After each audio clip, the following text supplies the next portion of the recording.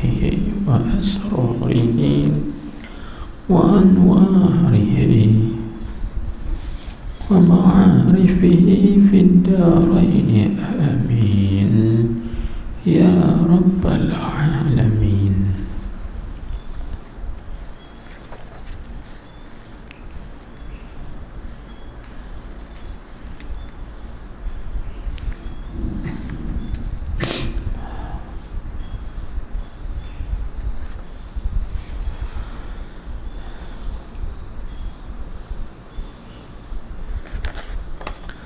Adapun berjalan daripada suatu keadaan, berjalan kepada suatu keadaan itu tiga perkara. Baik. Pertamanya, berjalan daripada perangai yang mazmumah dan perangai yang tercela kepada perangai yang mahmudah, dipanggil perangai yang terpuji. Itu satu. Baik. Dan keduanya, berjalan daripada suatu keadaan yang kurang kepada yang lebih. Itu nama jalan juga. Dan ketiga, berjalan daripada suatu keadaan yang amal, keadaan amal yang hasanah kepada suatu yang thawab atas hasanah itu dengan beberapa darjat. Ada tiga adalah. Baik, contohnya misalnya yang pertama tu tak payah kita urai. Berjalan daripada perangai yang mazmumah, mana kita tukarkan akhlak dan sifat kita yang keji, tukar berhijrah kepada perangai yang mahmudah, yang terpuji. Kita tukarkan. Itu kesemuanya perlu juga kepada riyadhah dan mujahadah.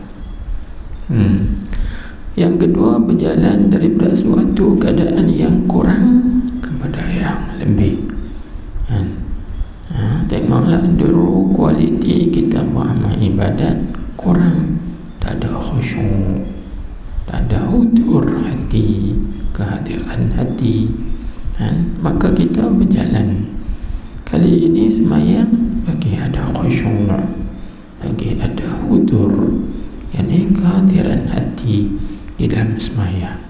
Itu maksud keadaan yang kurang kepada yang lebih, ini yang lebih baik. Itu contoh.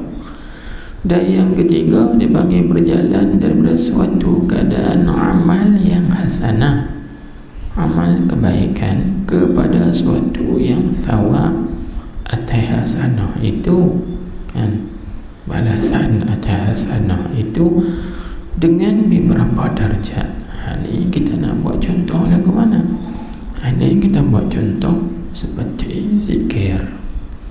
Zikir tu kan ulama dia bagi dua. Ada zikir hasanah, ada zikir darajat. Kalau dulu kita berzikir kerana kita nak pahala kan.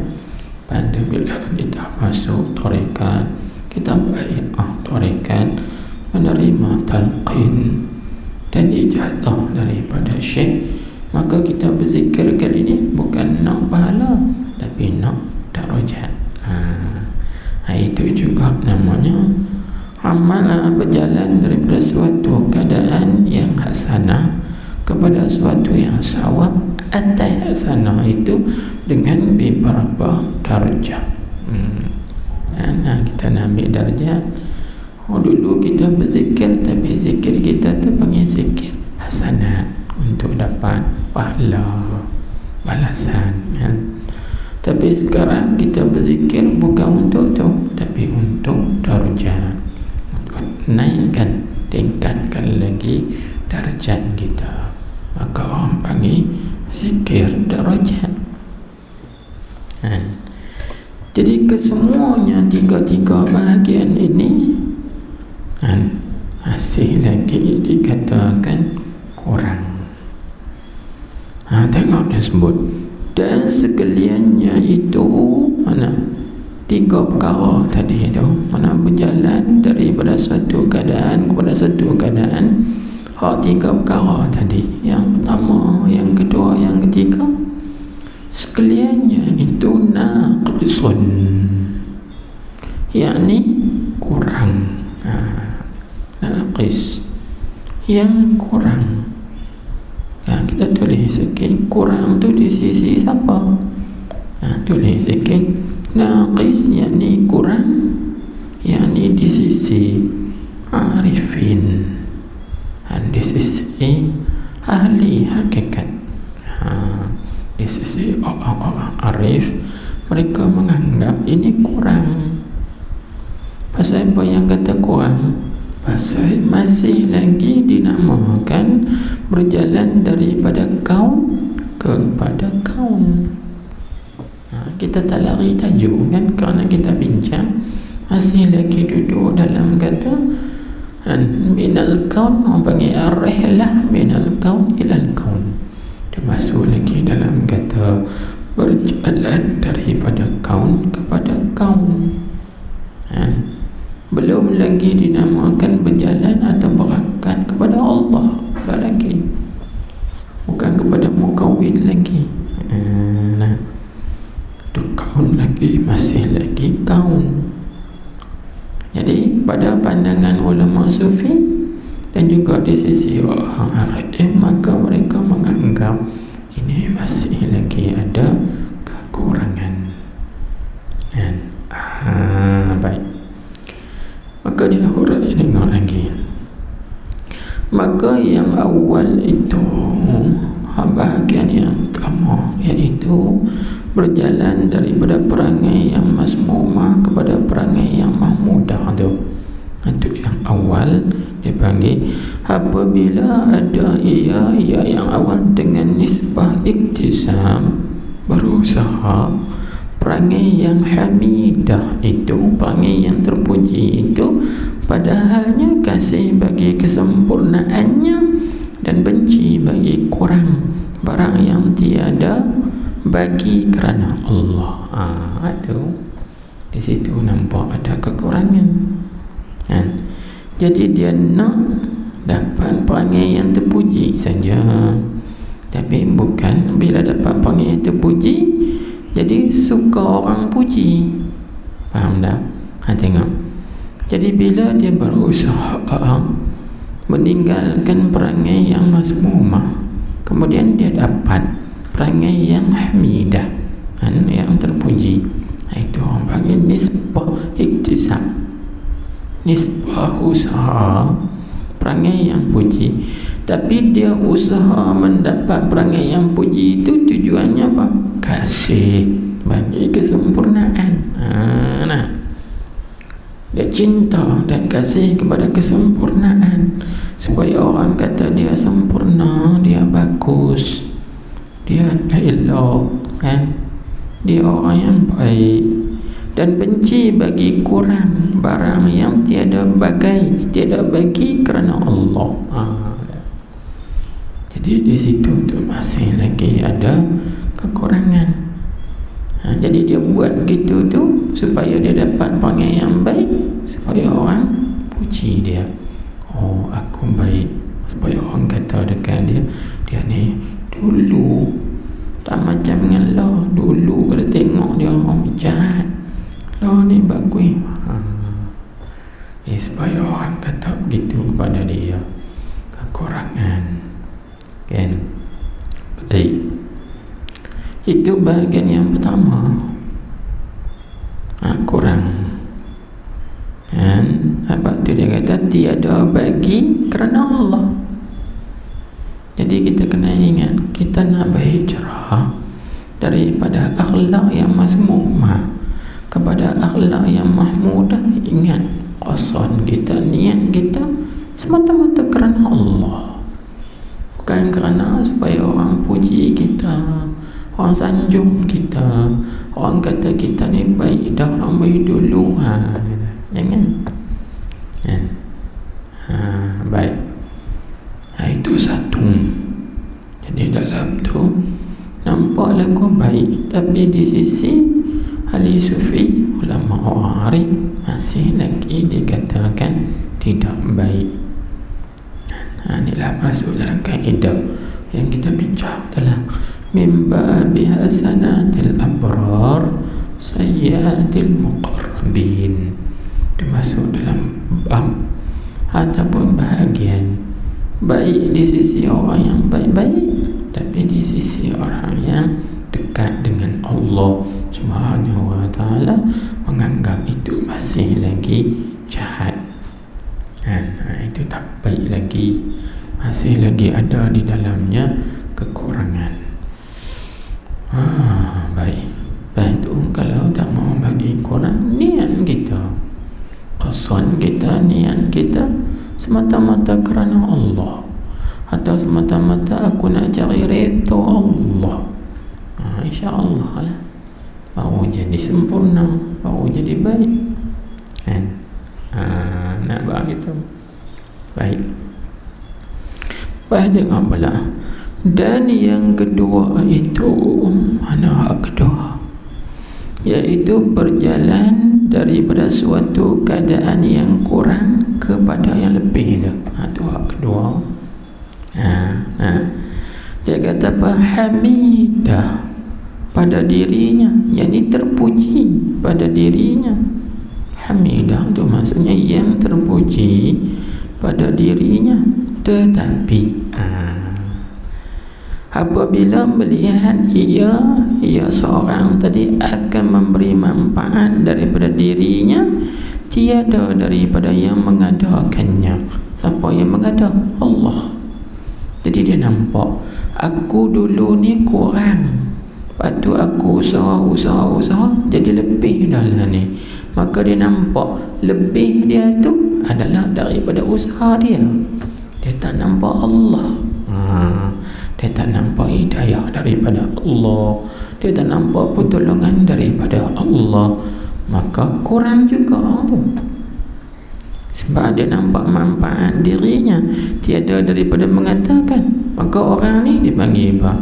Maka iaitu orang yang kedua ni lah, berpindah atau berjalan daripada hal kurang kepada hal yang lebih. Ini dia panggil mahjub, orang yang terdindik dengan dia, yakni dengan dirinya, dengan dia, yakni dengan dirinya tu. Dirinya itu terhijab daripada melihat dan juga memandang kepada Allah. Dia tak nampak Allah, dia nampak dia.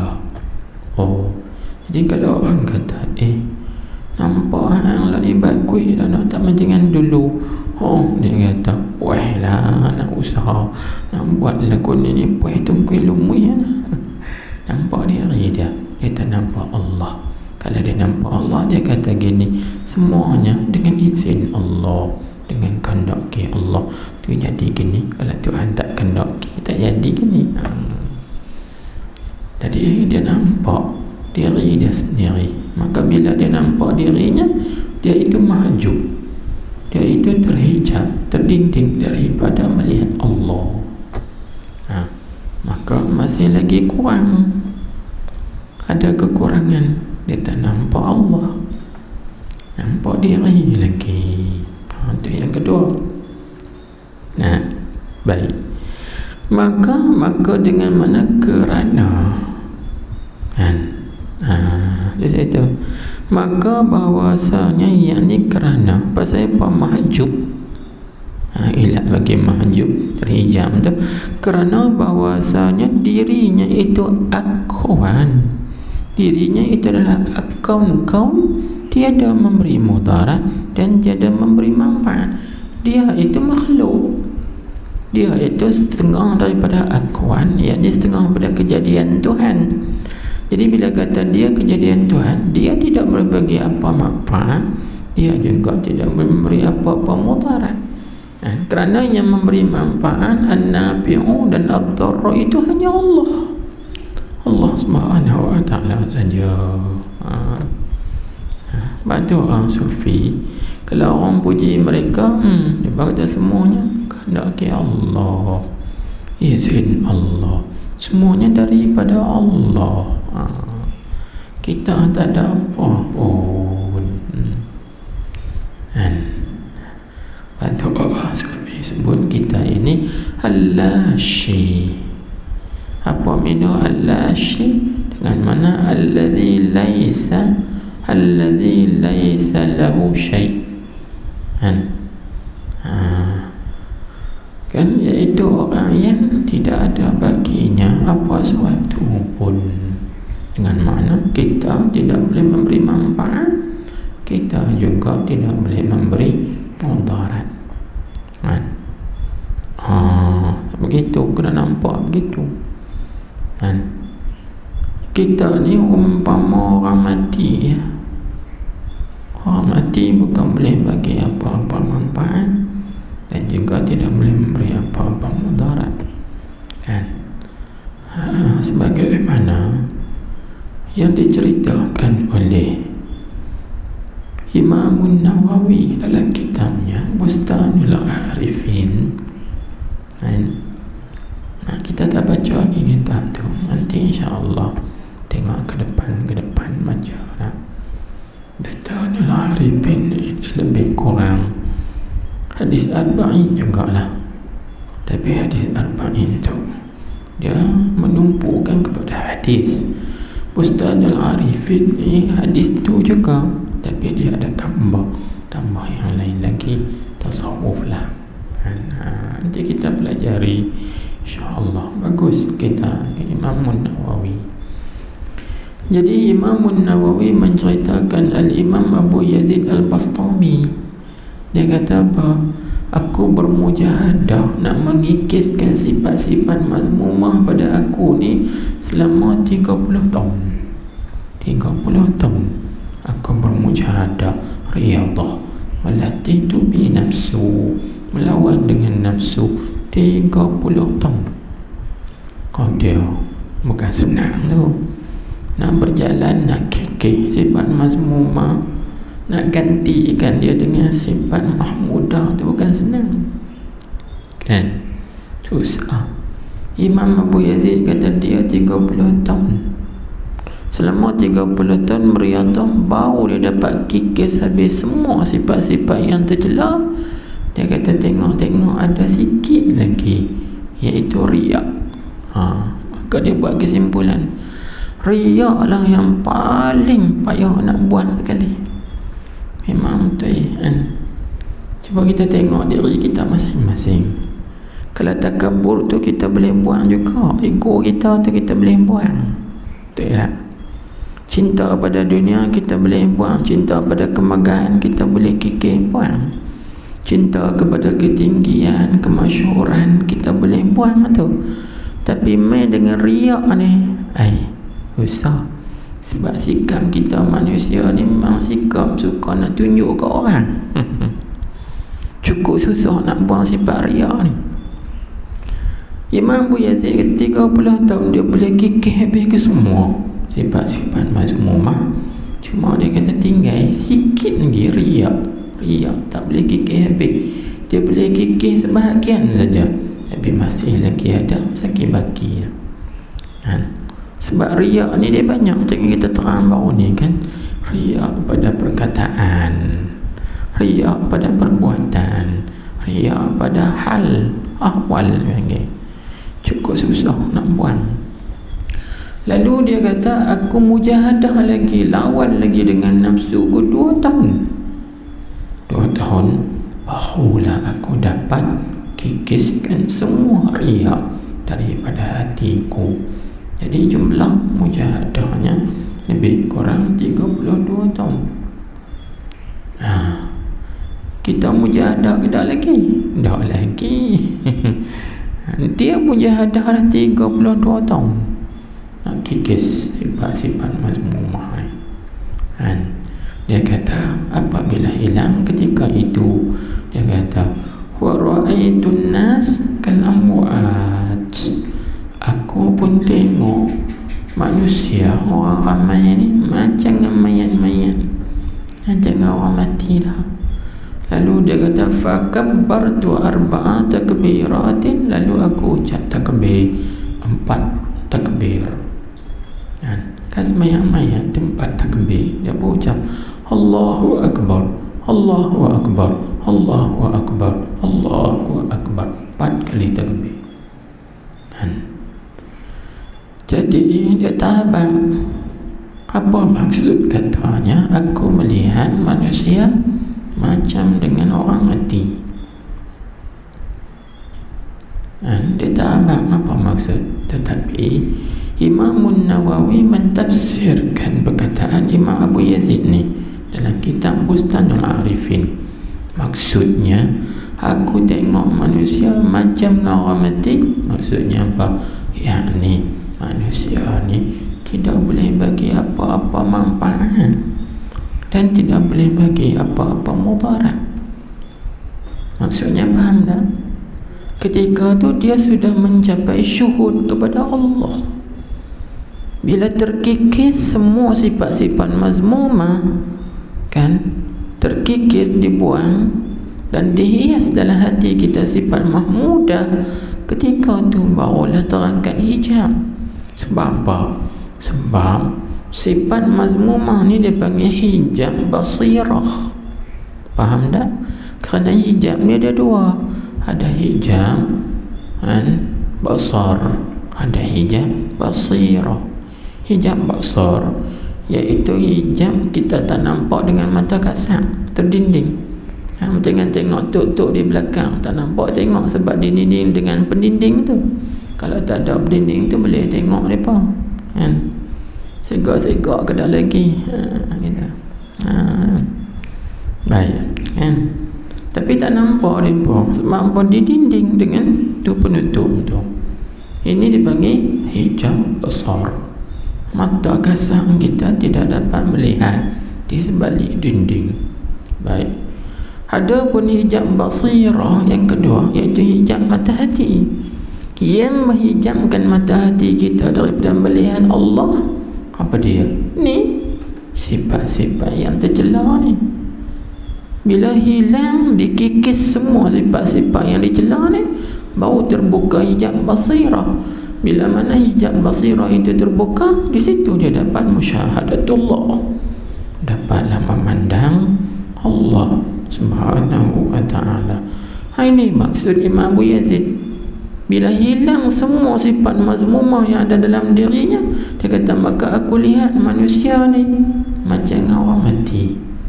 Yakni ditafsirkan oleh Imam Nawawi, maksud kulihat manusia macam orang mati, yakni pada pihak orang mati ini tidak boleh memberi apa-apa mudarat dan tidak boleh memberi apa-apa manfaat. Hanya yang memberi mudarat manfaat ialah Allah Subhanahu wa ta'ala sahaja. Gitu. Kan? Tapi kita ni duk nampak makhluk ni boleh bagi manfaat lagi. Pasal apa? Pasal kita mahjub, kita dihijab. Kita duk nampak hantu boleh bagi manfaat mudarat. Kita nampak lembah, jembalang tanah, jembalang hutan, mambang kuning, mambang merah, itu boleh bagi manfaat mudarat. Pasal hati kita terhijab. Gitu juga kita duk nampak, kalau bahasa sekarang, vaksin boleh bagi jaga COVID gini. Dia dah tahu. Nampak? Allahu Akbar. Inilah hijab basirah. Mata hati itu terhijab, terhalang daripada nampak bahawa selain pada Allah tidak ada siapa pun yang boleh bagi manfaat kalau Allah Ta'ala tak kandaki, tak izin. Begitu juga siapa pun selain pada Allah tidak boleh memberi mudarat kalau Allah Ta'ala tak kandaki, tak izin. Inilah ni. Itu dibagi mahjub. Lepas tu ada ulama dia bagi lagi hijab ni. Ada hijab zulmani, ada hijab nurani. Itu panjang cerita tu. Hijab-hijab ni. Ada hijab yang bahasa zulmani, dia panggil hijab yang bahasa kegelapan. Gelap, tak nampak. Itu hijab juga macam yang kita duduk dalam kelam, malam yang kelam. Tak nampak apa. Nampak kelam ya. Itu orang panggil hijab zulmani. Nah, ada hijab nurani, dia panggil hijab cahaya. Dia duduk dalam cahaya, dengan cahaya terlampau terang sangat pun tak nampak apa juga. Cuba kita tengok kan, kita berdiri di depan lampu spotlight, tengok spotlight, nampak apa? Tak nampak apa. Sedangkan cahaya kan, tapi terhijab. Jadi orang panggil hijab nurani, hijab dalam cahaya. Itu orang panggil sesat dalam terang. Kalau bahasa kita panggil, dia ni sesat ni. Tengok tak sesat? Tak, dia sesat dalam terang. Panggil sesat dalam terang ni lebih bahaya lagi daripada sesat di dalam gelap. Faham tak? Tu. Lagu mana maksud hijab nurani? Ada san kita sangka aku, dia tak nampak yang lain dah kan? Tapi nampak dia tu hijab nurani, maka itu juga terhijab dia daripada Allah Subhanahu wa ta'ala. Dia nampak dia lah, tenaga dia lah, kekuatan dia lah, kebakaran dia lah, kemahiran dia lah dan sebagainya. Ini namanya hijab nurani. Ini bahaya lah. Semua ni bahaya. Jadi kita ini jangan bagi mahjub. Maka tamu bagi mahjub, rahilah ilallah, berpindah, berjalan, berhijrah kepada Allah Subhanahu wa ta'ala terus. Baru tak ada hijab. Dia sebut tu kan. Baik, itu yang kedua. Dan yang ketiga itu dipanggil apa? Mahmudah, yakni yang dipuji pada suatu wajah, satu bentuk atau satu rupa nampak terpuji, tapi dan mazmumah dan tercela pada suatu wajah. Kalau tengok bentuk yang lain pula tercela. Contoh seperti mana? Dengan dia buat contoh seperti ikhlas daripada daril fana kepada al-baqa. Ikhlas daripada negeri dunia kepada akhirat. Daril fana itu dunia kepada al-baqa, iaitu akhirat. Maka adalah ia sejahtera daripada azab. Dia lepas daripada azab. Itu mazmum, itu mahmudah.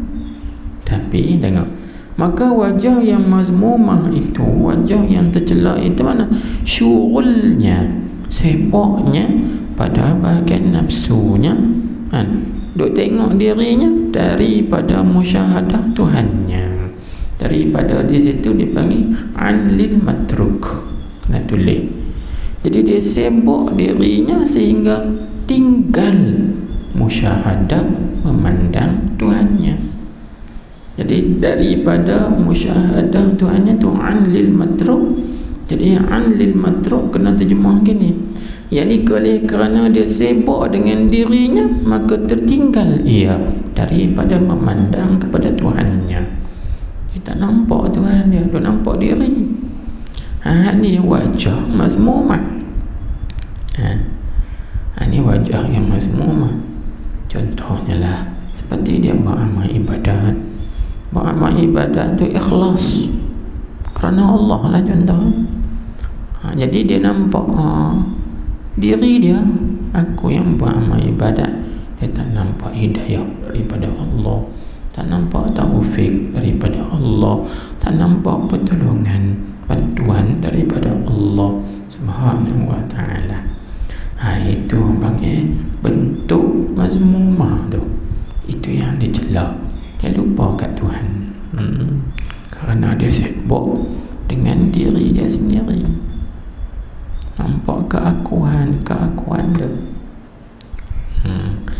tu kena tulis, tu tanda gelak daripada tu mana an kelam Arab dia panggil an musyahadati rabbih atau musyahadati maulahu. Jadi an lil matruk, an lil matruk ni maksudnya meninggalkan memandang kepada Tuhannya.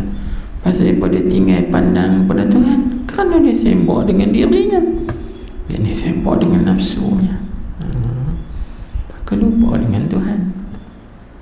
Baik, jadi kesemua ni masuk dalam kata naqisun, yani yang kurang. Pasal apa kurang? Kerana masih lagi masuk dalam kata berjalan daripada kaun kepada kaun. Dia tak nama lagi berjalan daripada kaun kepada mukawwin. Tidak. Di situ kan. Baik. Dan tidaklah demikian. Demikian mana? Tanda bagi elok. Demikian tu tanda tang kata syughulnya pada bahagian nafsunya sibuk daripada musyahadah Tuhannya. Jadi kan situ. Jadi kaedah bahasa Arab kalau kita mengaji hal istighal, kalau dia mutaaddi dengan ba, itu maknanya bertumpu sungguh. Kalau al-istighal dia mutaaddi dengan an, itu maknanya berpaling. Jadi di sini bila kita tengok balik dalam Arab, dia kata syughulnya pada bahagian nafsu daripada itu orang panggil berpaling. Kalau dia kata gini, syughulnya pada bahagian nafsunya dengan musyahadah, itu namanya berhadap kepada Tuhan. Itu Arab dia panggil al-ishtighal bi. Kalau masuk ba maknanya berhadap. Kalau al-ishtighal an, itu namanya berpaling. Kaedah nak siapa dalam hadis juga, bila raghiba dia tak mutaaddi dengan an, itu mana benci. Kalau raghiba mutaaddi dengan ba, itu maknanya suka. Seperti Nabi kita sabda dalam hadis kan, an-nikahu sunnati faman raghiba an sunnati falaysa minni.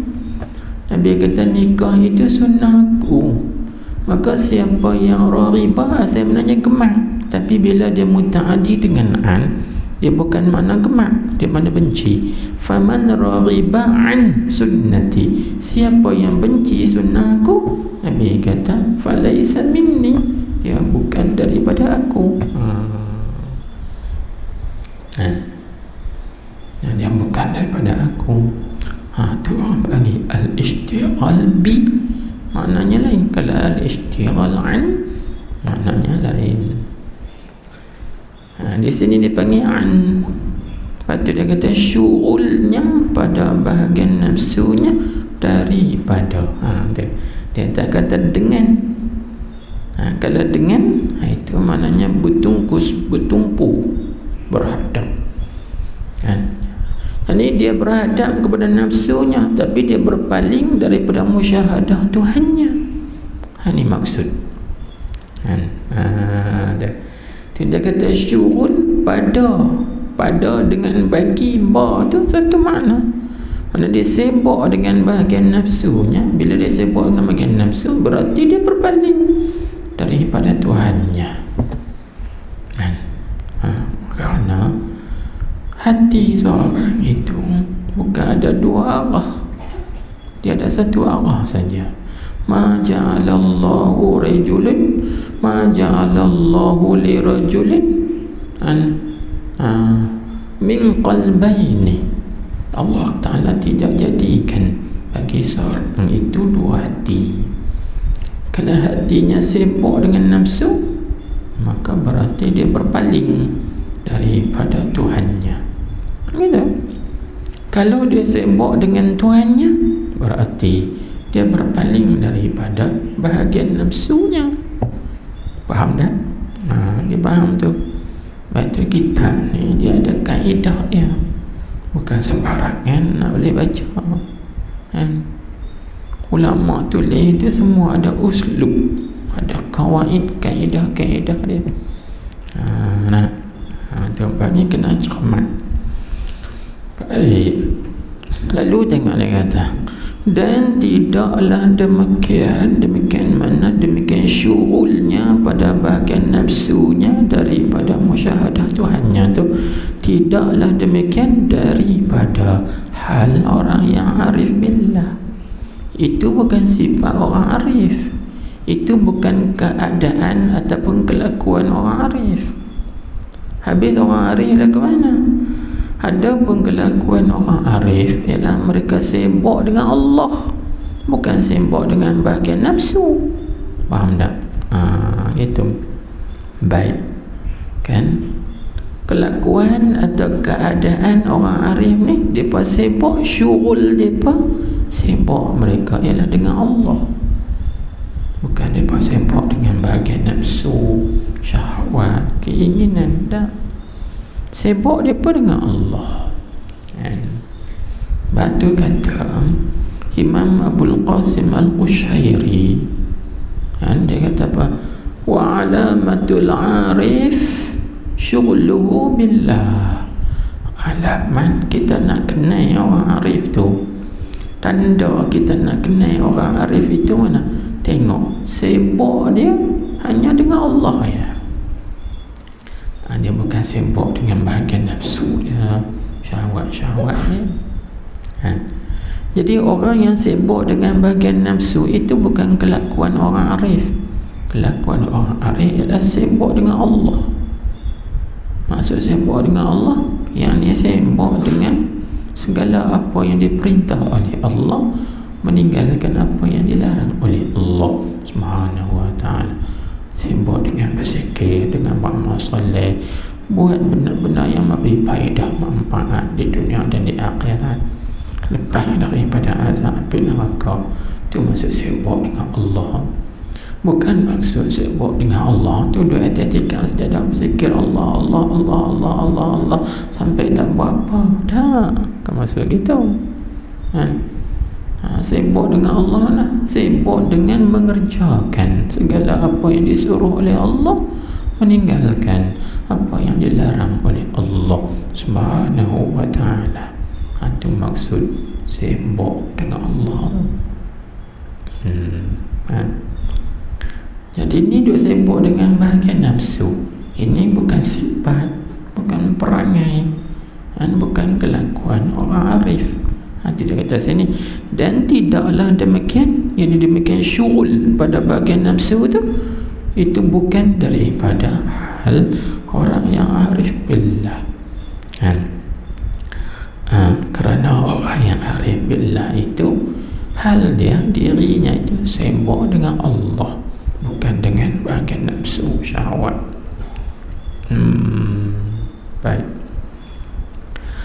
Dan adalah, tengok kitab balik, dan adalah berjalan kepada Allah itu, mana berjalan tu dengan fana.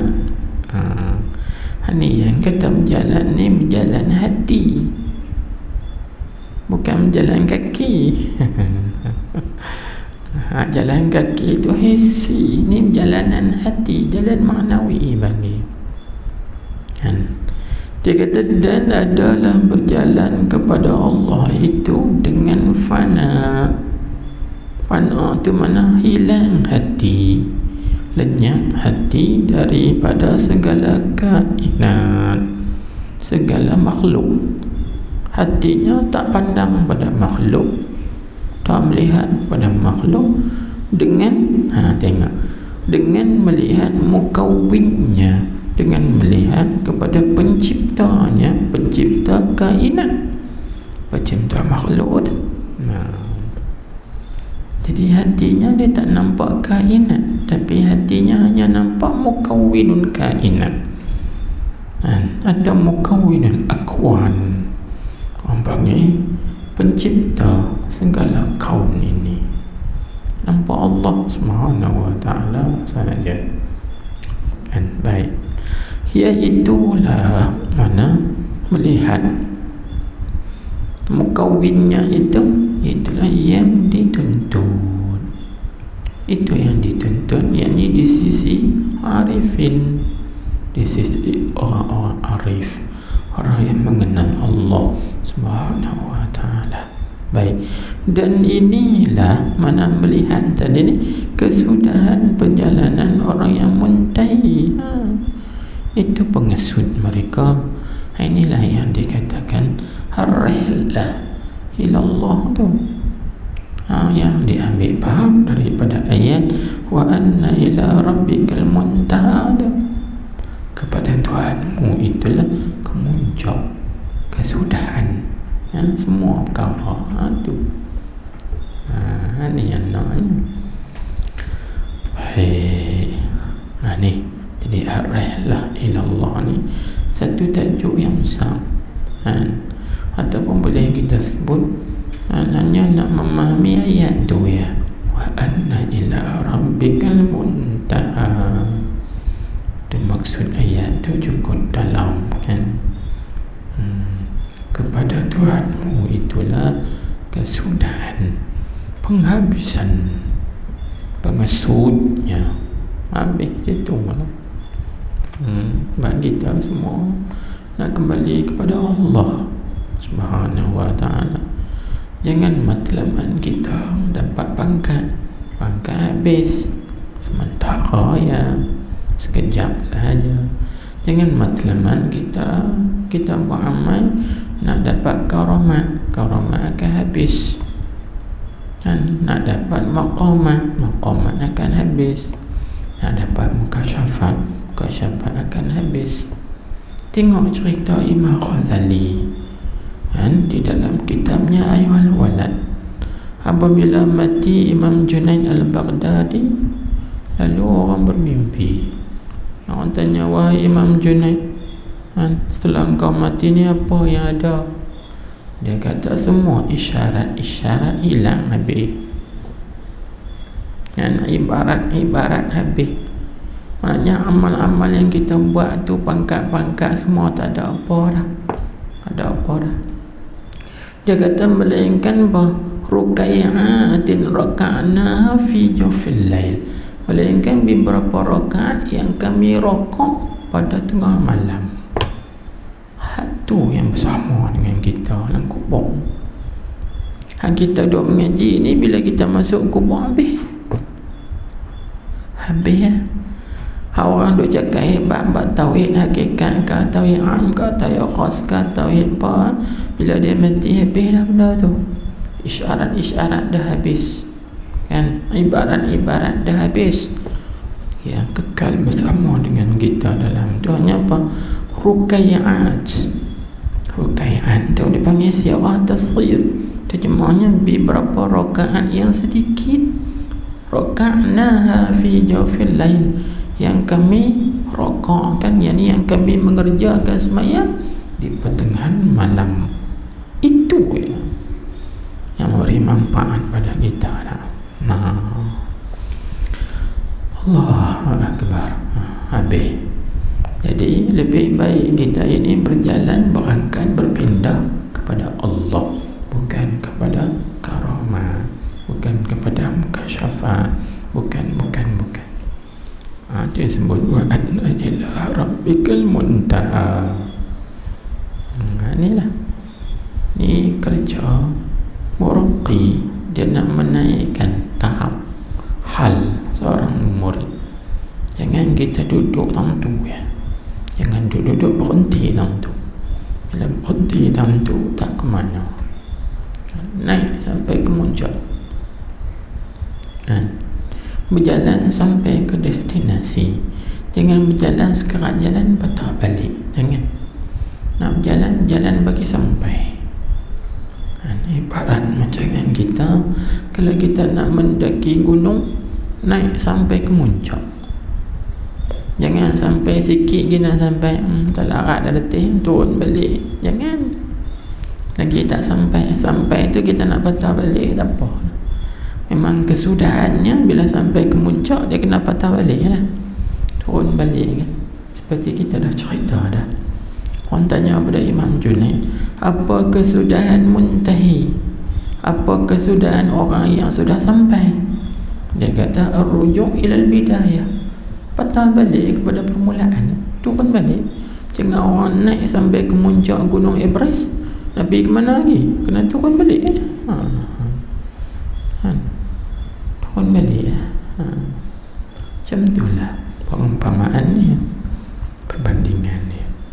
Lagi tak sampai, jangan patah balik, jalan lagi, pagi sampai. Dan itu perjalanan kita menuju kepada Allah Subhanahu wa ta'ala. Baik.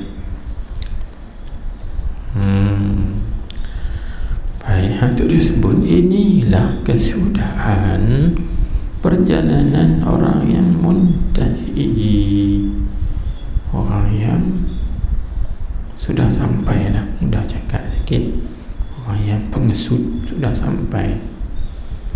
Jadi kalau ditanya pula, kita buat salah, apa kesudahan muntahi? Jawabnya ar-rujuk' ilal bidayah, iaitu kembali dan pulang balik kepada permulaan, patah balik.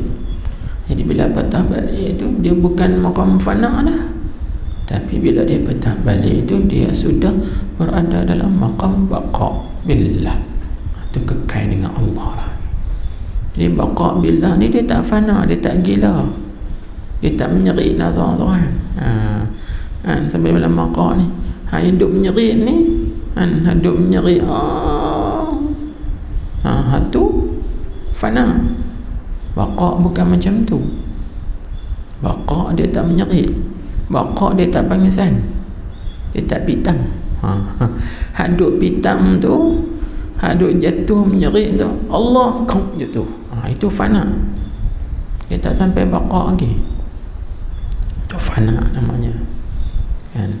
Kan kita dah dengar cerita kan, bila dengar nama Allah, setengah orang di sufi ni bila dengar nama Allah, Allahu Akbar, Allah Akbar, dia pun Allah sama Allah, pum jatuh. Itu fana. Bukan baqa. Orang baqa tak, dia tak jadi gitu. Dia biasa, dirinya dah sentiasa jadi darah daging, dah syuhud memandang kepada Allah Subhanahu wa ta'ala. Ini biasa. Bab tu para nabi, para rasul alaihimu salatu wassalam, mereka tak ada maqam fana, mereka direct terus baqa dengan Allah, mereka dah kekal dengan Allah. Sebab orang yang duduk pada maqam fana ni ibarat orang gila. Bila orang gila, boleh tak kita ikut orang gila? Tak boleh. Kalau Nabi ni jadi fana lagu tu, jadi macam orang gila, maka akan luput hikmat dibangkitkan mereka sebagai Nabi dan Rasul. Orang tak ikut, dia kata takkan kami nak ikut gila. Orang tak ikut, sebab tu tak ada pada mereka maqam fana billah, fana fillah. Yang ada pada mereka hanya baqa billah, kekal dengan Allah, kekal dengan Allah Subhanahu wa ta'ala. Baik. Itu yang disebut sini ni kan. Dan adalah berjalan kepada Allah itu dengan fana. Dengan fana kan, hati kita tu lenyap, hilang, tak nampak sekalian makhluk, hanya melihat pencipta makhluk saja, iaitulah Allah Subhanahu wa ta'ala. Faham tak? Baik. Tengok sikit lagi. Dia kata apa? Habislah uraian mengenai matan la tarhal min kaunin ila kaunin kan. fatakuna kahimarir raha yasiru. Hal makanul ladzi irtahala minhu, hal makanul ladzi irtahala ilaihi. Dan janganlah kamu berjalan daripada kaum kepada kaum. Seandainya kalau kamu berjalan daripada kaum kepada kaum, maka sebab jadilah kamu itu seperti keldai pengisar gandum, iaitu berjalan tempat yang ia mula berjalan itu, maka dia patah balik kepada tempat yang mula berjalan tadi. Jadi tak ke mana, duduk tentu saja kan. Itu habis itu. Baik, cuba kita tengok ni pula dia kata apa? Hadis. Dan katanya nya tu dhamir tu kembali kepada Syekh Ibnu Athaillah As-Sakandari radhiyallahu anhu. Dhamir tu kembali situ. Dan katanya, kata Syekh Ibnu Atha, yang kata apa? Wanzur ila qawlihi sallallahu alaihi wasallam, faman kanat hijratuhu ila Allah wa rasulih fahijratuhu ila Allah wa rasulih, wa man kanat hijratuhu lidunya yusibuha aw imra'atin yatazawwajuha fahijratuhu ila ma hajara ilaihi. Baik, artinya dia kata, dan tilik olehmu, perhatikanlah. Tilik sini dengan makna perhatilah, renunglah, fikirlah atau amatilah. Boleh belakalah terjemah tu kan. Tilik olehmu, yang diperhati olehmu, pandang olehmu, fikir olehmu kepada sabda Nabi sallallahu alaihi wasallam yang bererti, apa Nabi kata? Maka barang siapa adalah pindahnya, berhijrahnya kepada Allah dan Rasulnya. Apa makna kepada Allah Rasul? Dia tafsir, yakni ikhlas hatinya semata-mata kerana Allah dan kerana Rasul. Itu tafsirnya kan. Maka adalah pindahnya itu kepada Allah dan Rasulnya. Apa makna kepada Allah dan Rasul? Dia tafsir, yakni yang diterima akan pindahnya itu di sisi Allah dan Rasul, Tuhan terima. Dan inilah mana berpindahnya kepada Allah dan Rasul tu, itulah yang dituntut daripada hamba, dan iaitulah berpindah kepada Allah dan Rasul itu juga yang disorehkan dengannya, yakni yang disebut akannya dengan terus terang. 2 kali Nabi kita mengulangi. Tengok hak pertama kan Nabi sebut, faman kanat hijratuhu ila Allah wa rasulih. Nabi ulang pula, fa hijratuhu ila Allah wa rasulih. Nabi tak kata gini, faman kanat hijratuhu ila Allah wa rasulih fa hijratuhu ilaihima. Nabi tak datangkan dengan isim dhamir ilaihima kan. Maka hijrahnya itu kepada keduanya. Nabi tak kata gitu, tapi Nabi mengulangi kan, fa hijratu ila Allah wa rasulih. Ini memberi paham kepada kita apa itu yang disebut tadi, yang disorehkan, yang disebut dengan terang. Dia tak sebut secara idmar dengan dhamir ilaihima. Dia tak kata ilaihima, tapi dia izharkan. Itu orang ngaji kan, izhar dengan idmar. dia perzahirkan ilallahi wa rasulihi. Itu bagi izhar ila saraha, maknanya disebut dengan terang, jelas. Maka Nabi kita mengisyaratkan had tu yang sebenarnya yang dituntut tu bagi setiap orang. Bila dia nak berhijrah kepada Allah, nak berangkat kepada Allah, berangkatlah kepada Allah dan Rasul, jangan kepada yang lain. Mana niatnya, qasadnya jangan kepada yang lain, hanya kepada Allah dan Rasul saja, kemuncaknya dan kesudahannya.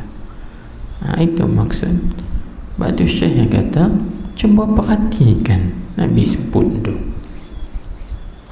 Tu kita suruh kena perhati. Walal kalau segi ibarat bahasa Arab sah, kita kata gini, faman kana hijratuhu ila Allah wa rasuli fa hijratuhu ilaihi ma sah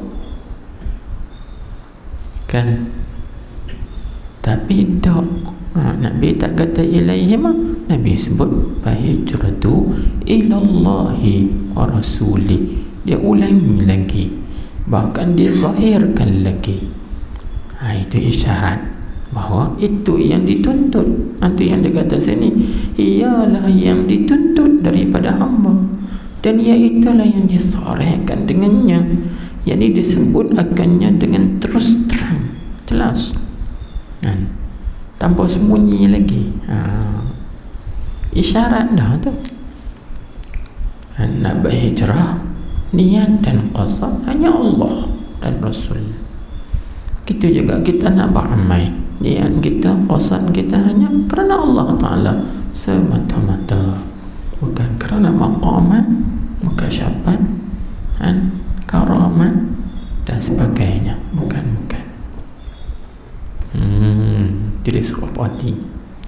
Baik, maka kita nak urai lagi atas perkataan ini. Tengok dia kata, maka amalkan oleh.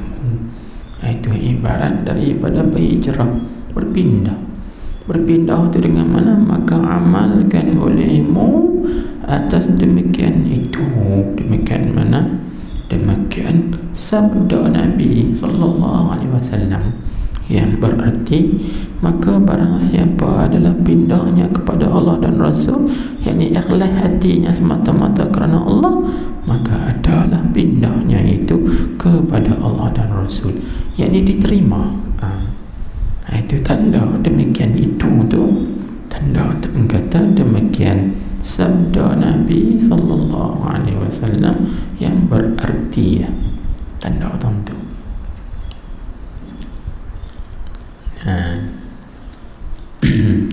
Kalau tak mau tanda, tulis tu ya. Nak bagi save tempat, save dakwah, save masa, tanda ya. Itu nak tabik kita ni pun kena cerdik juga. Kena tulis ke semua jenuh. Kena tanda ya, tanda ni tanda. Jangan orang nak punggah rumah kan. Tiang ni nombor 1, elang ni sama dengan tiang ni nombor 1. Ni nombor 1 tang ni, nombor 1 tang ni. Atau dah nanti nak pasang balik, ni tiang ni dengan elang ni nombor 1, nombor 1. Macam tu juga marjin tamir.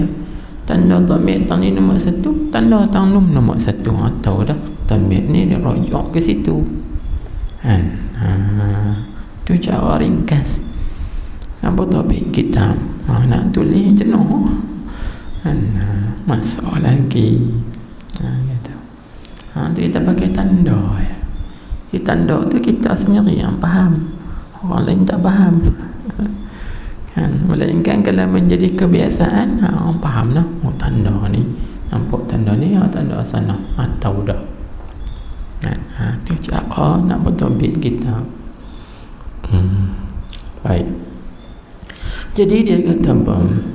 Maka amalkan olehmu atas demikian itu, demikian sabda Nabi sallallahu alaihi wasallam, seperti bahwasanya engkau berpindah kepada keduanya, yakni kepada Allah dan Rasul.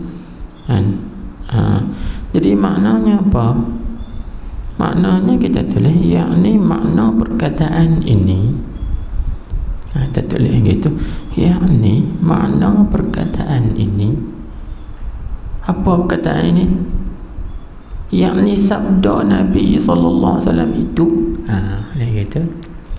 Yakni sabda Nabi sallallahu alaihi wasallam itu ialah kinayah daripada ikhlas pada segala amalan. Itu yang nak ada. Ikhlas semata-mata kerana Allah atau kerana keredaannya. Itu yang nak. Jangan cari hal lain. Aku beramal ni kerana semata-mata kerana Allah, yakni semata-mata nak tuntut redha dia. Itu ya. Ataupun semata-mata nak tuntut, nak tunai muqtada ubudiyah. Seperti kita baca lepas, nak menunaikan tuntutan sifat gambaan tu. Gambaan kita pada Allah. Jangan kita jadi tuan, kita kena jadi hamba. Selagi kita jadi tuan, kita tak sampai kepada Allah. Kita tidak akan dapat berjalan menuju kepada Allah, sebab kita menganggap kita tuan. Bahkan kita kena menganggap kita hamba, bahawa kita boleh sampai kepada Allah Subhanahu wa ta'ala. Sebab tu kena buang sifat keakuan, kena buang sifat ketuanan tu. Aku jangan kena buang. Sebab tu guru mursyid dia bukan cari anak murid. Guru mursyid yang sebenarnya dia bukan cari anak murid, tapi anak murid yang cari dia. Orang yang betul-betul nak berjalan menuju kepada Allah, dia akan dapat mursyid. Kalau kawan tu dia tak nak berjalan kepada Allah, dia tak akan dapat menemui mursyid. Sebab apa? Sebab mursyid bukan cari nak murid. Ingat, guru mursyid yang sebenarnya dia bukan cari nak murid. Hoi, siapa nak dia nak murid aku? Ada, dia bukan macam tu. Dia bukan buka pendaftaran. Kita buka pendaftaran, siapa nak jadi nak murid salik muridin, dia buka pendaftaran selama sebulan. Pakai daftar nak masuk. Bukan mursyid yang sebenar gitu. Mursyid dia bukan cari nak murid, buka pendaftaran, buka peluang masuk. Siapa nak main ni, boleh daftar sekian. Bukan. Dia tak cari. Tapi siapa yang nak berjalan menuju kepada Allah, nak cari redha Allah, maka dia akan diketemukan oleh Allah dengan mursyid. Allah Ta'ala akan jumpa dia, tunjuk dia, ni bicara, ni mursyid, ikut dia, jangan tinggal dia. Kalau dia nak, ada kaedahnya begitu. Mursyid dia bukan cari nak murid. Siapa ni dia nak murid aku, tak ada, kan gitu. Niat hati kita tu, aku nak berjalan kepada Allah, aku nak berpindah kepada Allah, aku nak cari redha Allah. InsyaAllah Tuhan akan tunjuk dia siapa mursyid dia. Tuhan akan bagi hidayah kepada dia siapa mursyid dia. Baik. Dan jangan engkau dan jangan engkau berharap bagi yang lainnya lain pada Allah. Jangan. Dan barang siapa ada pada Allah Ta'ala kebinasaannya, maka atas Allah Ta'ala gantinya. Ini bahasa tinggi, kena tulis. Nak faham lagu mana tu? Dan barang siapa ada pada Allah Ta'ala kebinasaannya, tu. Nak faham ke mana tu? Maka atas Allah Ta'ala gantinya. Tu nak faham ke mana? Ini bahasa tinggi, maka bahasa ni kita kena buat catatan, tulis bagi cermat. Tulis. Maka barang siapa ada pada Allah itu kebinasaannya, tulis yakni barang siapa yang qasadnya dengan hijrahnya itu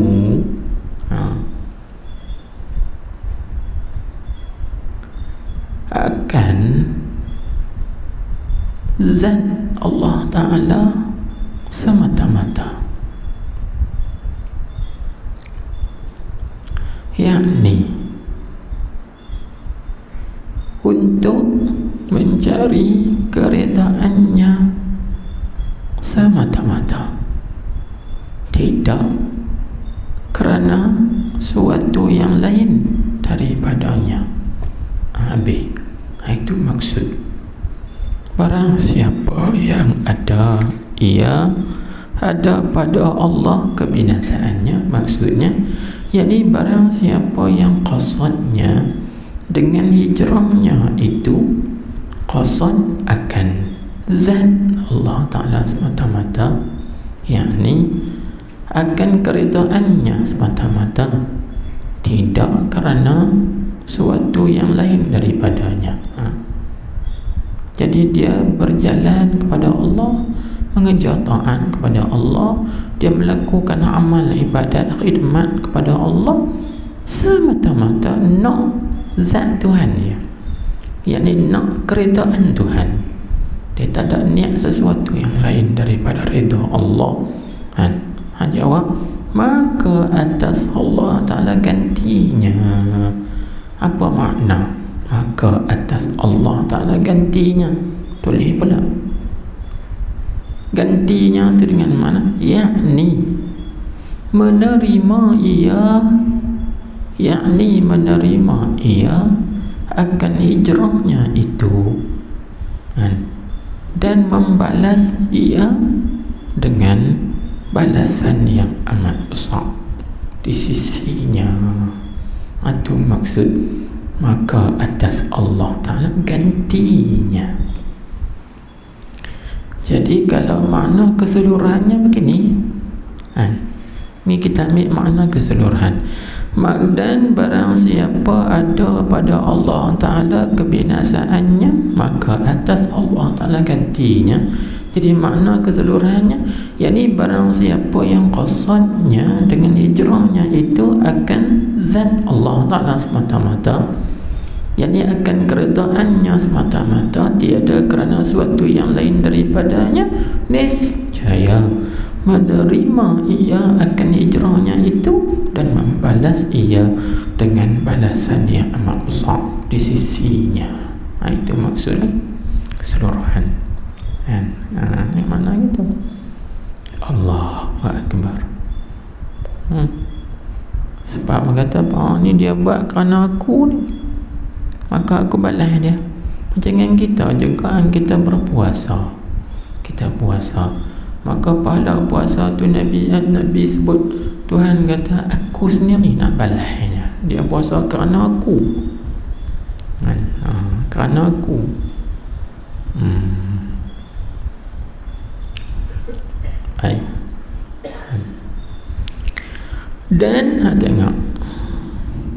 Dan barang siapa keluar barang siapa keluar daripada rumahnya padahal berpindah kepada Allah Ta'ala dan Rasulnya.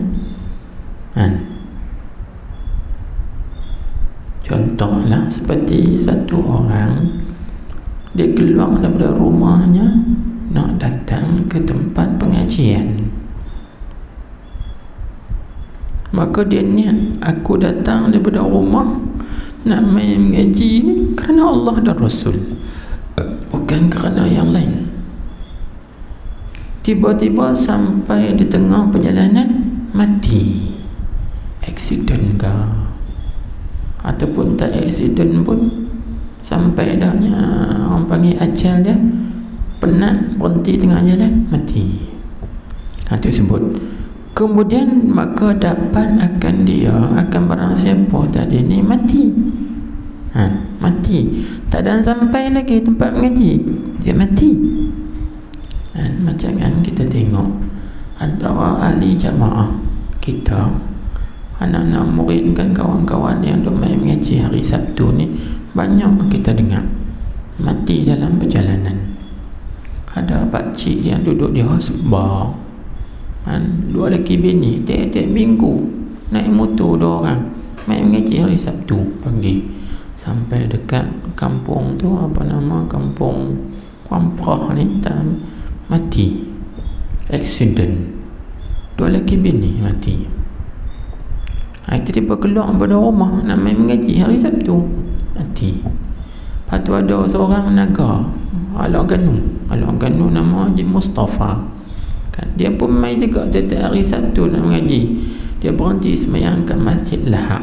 Lepas semayang tu, semayang sunat duha, mati di situ. Tak ada sampai lagi di sini. Ini yang kita dengar. Banyak lagi yang macam tu, main daripada rumah nak main ke tempat mengaji, tiba-tiba tak sampai tempat mengaji, dia meninggal dunia. Jadi dikira ke mana orang tu? Kalau niat dia kerana Allah, kerana Rasul, dia dapat yang ni. Mana? Maka sanya jatuhlah pahalanya para barang siapa tadi atas Allah Ta'ala. Apa makna jatuhlah pahalanya atas Allah? Yang ni pahala dia, ganjaran dia, ada gantian dia di sisi Allah. Masya Allah, mati syahid, mati dalam tuntut ilmu. Tak ada sampai lagi. Niat dia dah nak main ngaji, niat tu Tuhan sebut. Kadang-kadang niat kita ini lebih baik lagi daripada amalan kita. Sebab tu Nabi kita bersabda dalam hadis yang diriwayatkan oleh Imam Jalaluddin Suyuti, niyatul mu'mini khairun min amalih. Niat seorang yang beriman itu lebih baik daripada amalnya. Kadang-kadang dia main mengaji, bukan main mengaji pun, main tidur krong. Tapi dia niat, aku nak main mengaji. Niat tu lebih baik lagi daripada amalan dia. Main mengaji, faham tak? Tak faham apa, tak apa, main mengaji. Tu orang panggil lebih baik lagi daripada amalan dia. Yang penting dia main daripada tak main. Begitu. Niat tak main langsung. Tahu. Allahu Akbar. Inilah. Ini ambil daripada mana? Ini ambil daripada ayat Al-Quran. Allah Subhanahu wa ta'ala berfirman dalam surah An-Nisa ayat 100. Cuba tengok dalam surah An-Nisa ayat 100. Allah Ta'ala kata apa? Allah Ta'ala kata, wa man yakhruj min baitihi muhajiran ila Allah wa rasulih thumma yudrikul mautu faqad waqa'a ajruhu 'ala Allah wa kana Allahu ghafurar rahima. Dalam surah An-Nisa ayat 100, Allah Ta'ala kata, wa man yakhruj min baitihi, sesiapa yang keluar daripada rumahnya, muhajiran ilallahi wa rasulih, hal keadaannya berhijrah kepada Allah dan Rasulnya.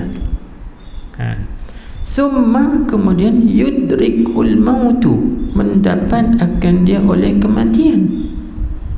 Tak ada nak sampai lagi tempat hijrah, muhajar, tempat nak hijrah tu tak sampai lagi, mati tengah jalan. Maka Tuhan kata, faqad, maka sesungguhnya, waqa'a ajruhu 'ala Allah, jatuhlah pahalanya itu atas Allah. Wa kana Allahu ghafurar rahima, dan adalah Allah Ta'ala itu sentiasa Maha Pengampun lagi Maha Penyayang. Sama dengan perkataan ni, barang siapa keluar ia dari rumahnya padahal berpindah kepada Allah dan Rasul, kemudian maka dapat akan dia mati, maka asalnya jatuhlah pahalanya atas Allah Ta'ala. Jadi kita bincang sikit mengenai ayat tadi. Ayat tadi dia ada asbab nuzul, sebab turun ayat itu. Maknanya ayat itu menceritakan satu kes yang berlaku. Kes apa? Kes iaitu bila Allah Subhanahu wa ta'ala memerintahkan Nabi kita Muhammad sallallahu alaihi wasallam dan para sahabat berhijrah daripada Mekah ke Madinah Al-Munawwarah, maka semua sahabat nak berhijrah pergi ke Mekah, ada pergi ke Madinah Al-Munawwarah. Lepas itu ada satu orang tua, dia sakit, terlantak atas katil. Orang tua ni namanya Junda' bin Damrah. Jim nun dal ain, Junda' bin Damrah, dad mim ra ta, Damrah, Junda' bin Damrah. Orang tua ni dia kata, ayat turun suruh berhijrah ni semua orang, tak terkecuali aku ni tak terkecuali. Maknanya aku juga, walaupun aku sakit terlantar di atas katil, tak boleh nak jalan, nak bergerak, aku juga kena berhijrah. Sebab ayat ini tak ada pengecualian, semua orang disuruh berhijrah. Jadi aku ni tak dikecualikan. Maka dia kata, fa'ana ma ana mimman istasnallah, tidaklah aku ini daripada orang yang mengecualikan oleh Allah. Tak, aku juga kena hijrah. Sebab aku ada harta, aku ada duit, jadi aku tak boleh jalan, aku boleh upah orang. Maka dia pun mengupah orang. Dia kata, siapa yang mau nak ambil upah aku, upah mahal, tak apa, aku ada harta, aku ada duit, asalkan hampa usung aku, bawa aku pergi ke Madinah, aku juga nak berhijrah kerana Allah dan Rasul. Punya semangat orang tua ni gitu kan. Maka dia pun bayar upah, dan orang pun usung dia buat keluar daripada Mekah pergi hijrah sampai dekat Tan'im. Tan'im tempat kita miqat, tempat kita dah pergi niat berumrah, Tan'im kan. Orang Mekah nak keluar pergi berumrah, pergi dekat Tan'im. Tan'im tu tanah alai kan, miqat makani, miqat makani bagi umrah, tempat kita nak niat umrah. Jadi pergi dekat Tan'im, sampai dekat Tan'im dia kata dia jatuh sakit teruk, maka dia mati di situ. Jadi sebelum dia mati itu, dia letak dua tapak tangannya di atas dada dia. Dia letak, dia kata, hazihi lillah, hazihi li rasulillah. Dia kata, yang ni, sebelah ni untuk Allah, sebelah ini untuk Rasulullah. Tak ada sampai dia mati di situ. Bila dia mati di situ, maka turun ayat ni, ayat wa may yakhruj min baitihi muhajiran ila Allah wa rasulihi summa yudrikul mautu faqad waqa'a ajruhu ala Allah. Jadi pahala dia tu walaupun tak sampai, tapi dia dah dapat pahala dah di sisi Allah, kerana niat dia berhijrah daripada Mekah tadi kerana Allah dan Rasul. Sebab tu dia kata, hazihi lillah, hazihi li rasulillah. Hak ni untuk Allah, hak ni untuk Rasulullah sallallahu alaihi wasallam. Mati dia di situ, maka dia dapat pahala hijrah tu. Sebab niat dia. Yang penting niat tu ikhlas, tu yang kita bincang tadi kan. Niat dia ikhlas kerana orang Rasul, maka diterima di sisi Allah Ta'ala dan Rasul. Itu maksud faqad waqa'a ajruhu 'ala Allah. Artinya hijrahnya itu diterima di sisi Allah kerana niat dia berhijrah tadi, qasad dia dengan hijrah tadi ikhlas semata-mata kerana Allah dan Rasul. Kan? Nampak? Allahu Akbar. Berarti kita kena apa betul niat. Niat nak datang pada rumah, keluar pada rumah nak main mengaji ni, niat aku main kerana Allah dan Rasul. Tahu main dekat jalan tersepak ke batu, mati syahid. Pahalanya di sisi Allah Subhanahu wa taala. Tuk tu nanti jalan malam-malam sepak ke batu ke lagi. Niat begitu. Niat begitu. Kerana Allah dan Rasul. Kumai ini kerana Allah dan Rasul. Allah dan Rasul. Kalau mati tengah tu mati syahid, mati yang dicemburui. Hari ni kau duk cakap kematian yang dicemburui. Itu kan banyak orang duk cakap kematian yang dicemburui, kematian yang dicemburui. Kita nak tu juga mati di jalan Allah. Allahu Akbar. Baik, itu cerita sikit mengenai ayat yang kita baca tadi. Baik. Dan ayat ini juga atasan cerita sebab turun dan ayat ni juga nak menolak di atas sengkaan puak munafiqin. Jadi orang munafik, musyrikin bila mereka dengar cerita ni, mereka gelak. Lalu mereka kata, ma adraka ma talab. Jundak bin Tamrah ni dia tak dapat apa yang dia cari. Ma adraka ma talaba. Jadi Jundak bin Tamrah ni ma adraka, ia tak dapat ma talab, apa yang dia cari. Yang dia cari itu nak berhijrah daripada Mekah ke Madinah, tapi tak dan sampai Madinah, hanya sampai dekat Tanaim dia mati. Mana dia tak dapatlah apa yang dia cari. Faham tak? Mana dia tak dapat berhijrah ke Madinah. Jadi turun ayat ni, maka ayat ni juga nak raddan, nak menolak di atas puak musyrikin. Tak, walaupun dia tak dapat apa yang dia cari pada zahir, tapi pada hakikatnya dia sudah dapat kerana Tuhan sebut faqad waqa'a ajruhu 'ala Allah. Hakikatnya dia sudah dapat. Jadi ayat ni nak raddan lil musyrikin, nak menolak atas orang-orang kafir musyrikin. Itu kan. Baik. Baik. Kemudian tengok dia kata, dan barang siapa adalah berpindahnya kepada dunia, mana niat dia, qasad dia berhijrah tadi tujuan dunia, nescaya diperolehnya akan dunia, diperolehnya barang siapa akan dunia, dia dapat dunia, tapi pahala di sisi akhirat tak ada. Atau kepada perempuan, atau kepada dunia, ataupun seorang itu niat berhijrah dia, niat dia kerana ingin mengahwini dengan seorang wanita, nescaya dinikahinya barang siapa akan perempuan tadi, tapi pahalanya berhijrah kerana Allah tak dapat gitu.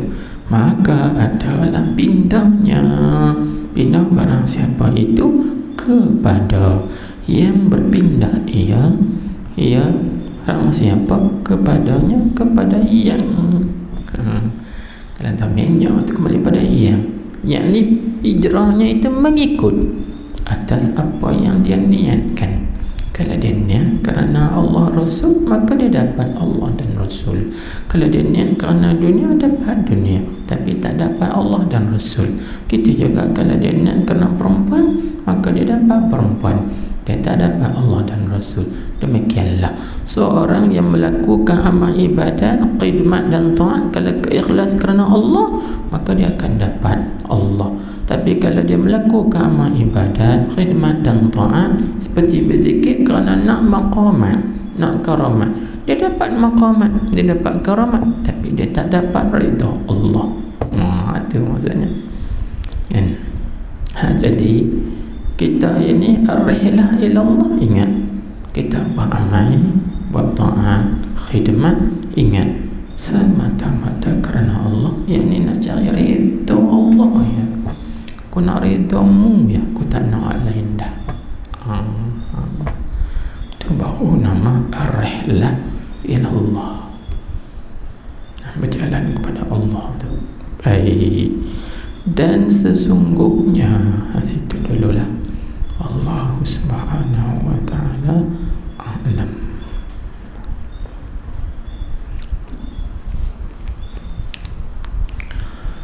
Allah.